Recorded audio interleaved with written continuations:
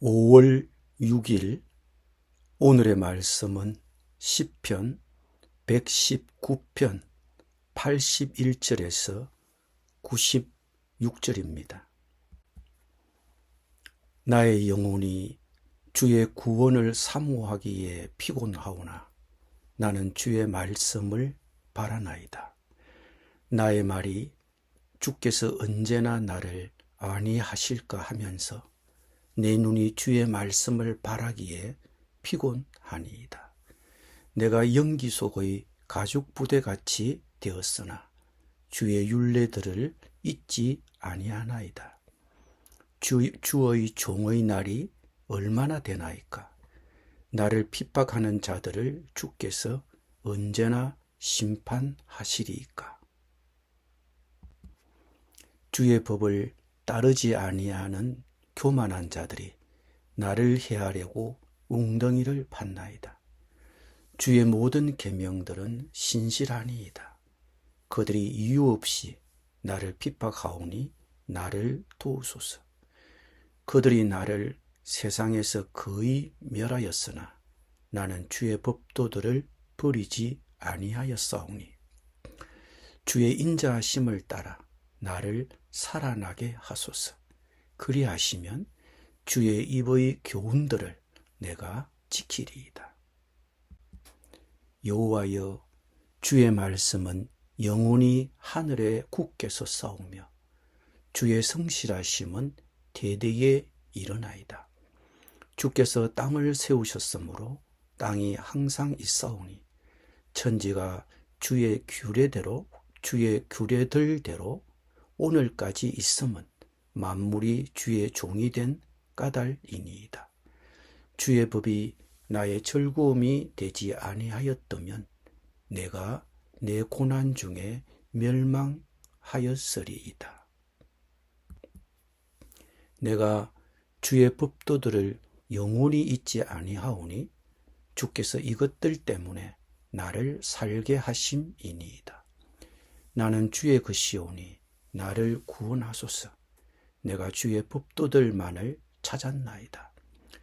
악인들이 나를 멸하려고 엿보오나 나는 주의 증거들만을 생각하겠나이다. 내가 보니 모든 완전한 것이 다 끝이 있어도 주의 계명들은 심히 넓으니이다. 아멘.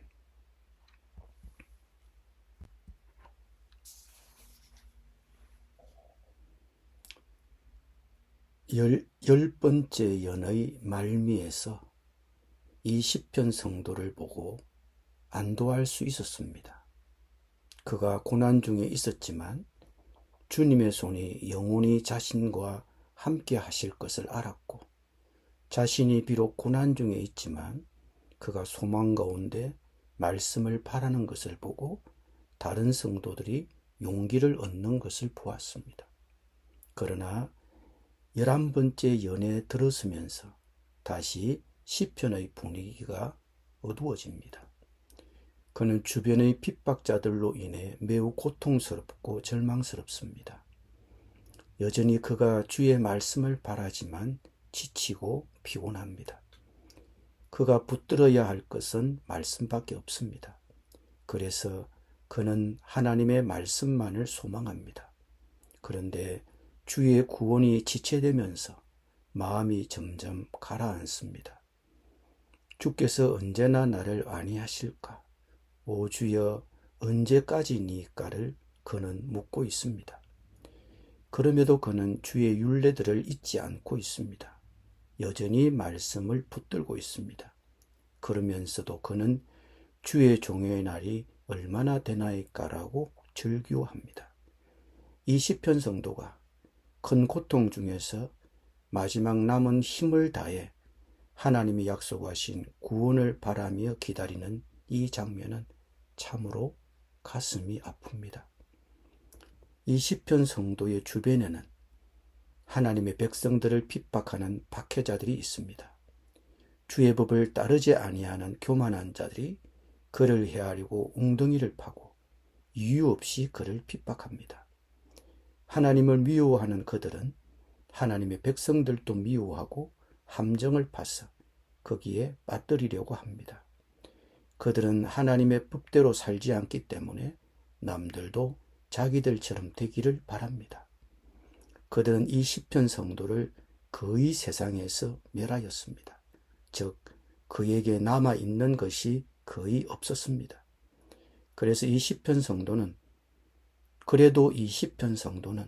하나님의 법도를 버리지 않았습니다. 그들이 성도가 이 땅에서 가진 것은 건드릴 수 있지만 궁극적으로 멸할 수는 없습니다. 성도는 영원한 분깃을 갖고 있기 때문입니다. 우리가 주의 법도를 끝까지 붙든다면 그 약속으로 인해 구원받을 날이 올 것입니다. 그 말씀은 어제나 오늘이나 동일하십니다. 그래서 이 시편 성도는 찬양합니다. 주의 인자하심을 따라 나를 살아나게 하소서. 그리하시면 주의 입의 교훈들을 내가 지키리이다. 우리 성도들에게는 두 가지 갈림길이 있습니다. 하나님의 법도에서 이탈하든지 하나님의 확실한 약속을 붙들든지입니다. 물론 후자의 길을 선택하면 고통과 고난이 기다립니다. 하나님과 성도를 적대시하는 세상이 있기 때문입니다. 그래서 성도는 말씀을 사모하며 기도함으로 고난을 감당해야 합니다. 완전히 지쳐서 바랄 수 없는 중에서라도 말씀의 언약에 따라 소망을 놓지 말아야 합니다. 12번째 연을 결정짓는 핵심 단어는 영원이라는 단어입니다. 변하는 세상에서 변치 않는 객관적 진리가 있습니다. 영원한 진리가 있습니다. 12번째 연은 이렇게 찬양으로 시작합니다. 여호와여, 주의 말씀은 영원히 하늘에 굳게 섰사오며 주의 성실하심은 대대에 일어나이다. 주께서 땅을 세우셨으므로 땅이 하늘에 있사오니. 주의 말씀이 우주의 기초이며 하늘에 자기 자리를 지키며 의무를 다합니다. 주의 말씀으로 세상을 지으시고 그 말씀으로 세상을 붙들고 다스리십니다. 이 주의 성실하심은 대대에 이릅니다. 이 주의 성실하심은 영원합니다. 천지가 주의 규례들대로 오늘까지 있으면 만물이 주의 종이 된 까닭이니이다. 창조 세계가 주의 주권 아래 있습니다. 하나님은 말씀으로 세계를 굳게 붙들고 계십니다. 이 확신이 우리의 궁극적 안전을 확신하게 합니다. 그래서 이 시편 성도에게 주의 법이 기쁨이 되었습니다. 주의 법이 나의 즐거움이 되지 아니하였다면 내가 내 고난 중에 멸망하였으리이다. 말씀을 붙들지 않았으면 그는 흔들렸을 것입니다. 그러므로 이 시인은 말씀을 붙들고 놓지 않습니다. 세계가 말씀 위에 영원히 세워져 있으니 이 말씀을 영원히 기억하겠다고 이 시인은 고백합니다. 주께서 그 말씀 때문에 그를 살게 하시기 때문입니다. 레위기 18장 5절은 이렇게 약속합니다. 너희는 내 규례와 법도를 지키라. 사람이 이를 행하면 그로 말미암아 살리라. 나는 여호와이니라. 말씀이 생명을 약속합니다. 95절은 여전히 적들이 이 시편 성도를 노리고 있음을 알려줍니다. 악인들이 그를 멸하려고 기회를 엿보고 있습니다. 그러나 이 시인은 이에 굴복하지 않고 주의 법도만을 찾았습니다. 악인들의 위협에 관심을 두거나 두려워하지 않고 대신 주의 말씀에 집중합니다.